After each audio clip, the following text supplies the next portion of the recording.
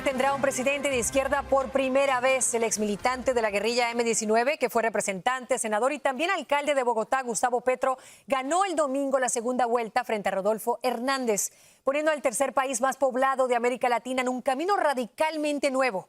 Para analizar estos resultados nos acompaña el abogado Cristian Mancera, a quien le damos la bienvenida a Línea de Fuego. Gracias por estar con nosotros. Gracias. Bueno, Mancera, fueron más de 200 años en Colombia sin tener un gobierno de izquierda y ahora pues lo tienen con Gustavo Petro.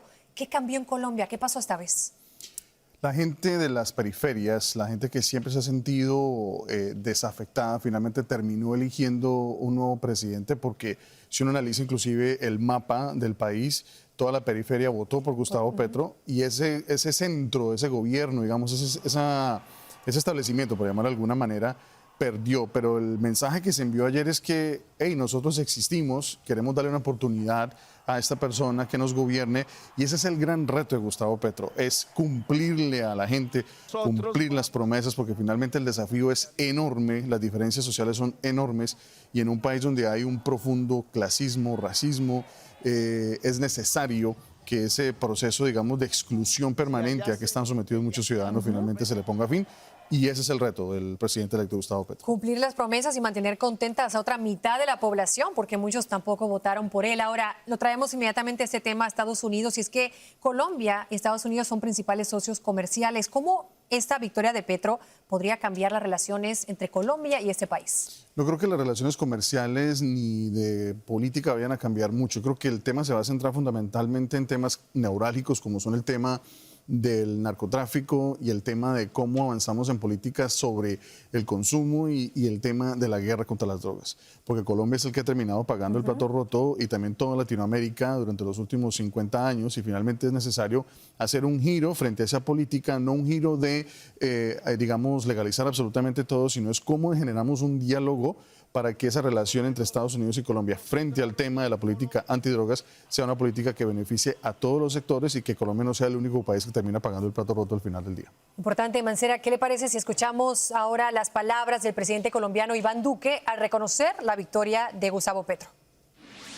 Todo el respaldo de nuestro para garantizar una transición transparente, eficaz, también ejercer un gran ejemplo de defensa de la libertad económica, donde todos los que crean empresa tengan las plenas garantías de que podrán ejercer esa libertad sin ningún tipo de constreñimiento y de limitación. ¿Por qué Duque dice esto? ¿Podría haber una nacionalización de empresas en Colombia?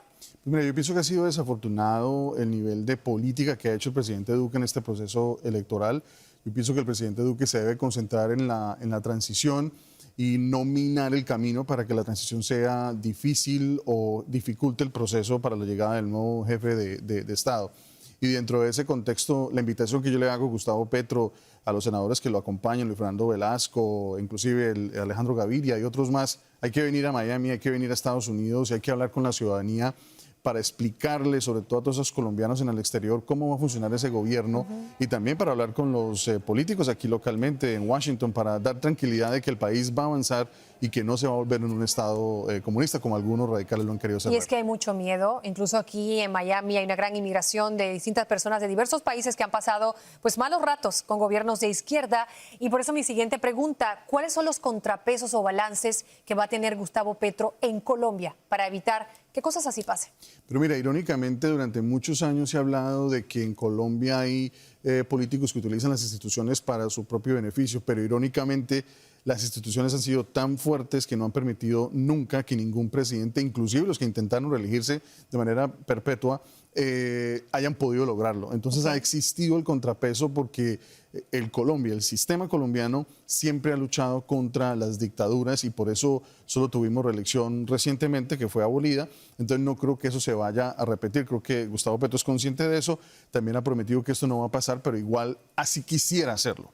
Creo que hay unos contrapesos dentro del Estado colombiano y dentro del Congreso y la misma ciudadanía que no se va a prestar para eso. Bueno, vamos a ver qué dice el tiempo, ¿no? El tiempo lo dirá. Y antes de irme, no puedo dejar de mencionar esto, y es que también se hizo historia en Colombia al elegirse la primera mujer afrocolombiana como vicepresidenta.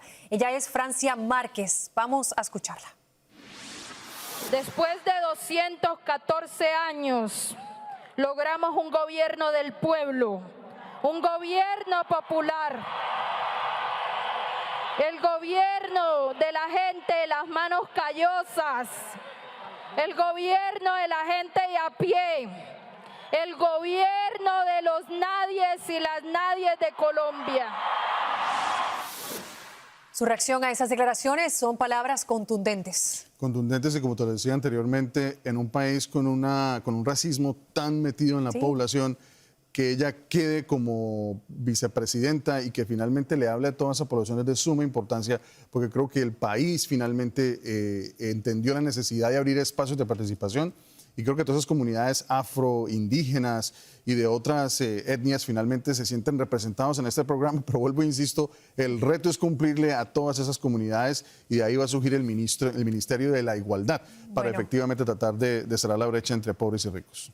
Cristian Mancera, muchas gracias por este excelente análisis, y como dijimos ahorita, el tiempo dirá. Correcto. El tiempo dirá, vamos a ver qué ocurre en Colombia. Muchas gracias por su tiempo. Gracias. Y con eso nos vamos a una pausa, pero al regresar, Mike Pence hace una movida pero muy presidencial.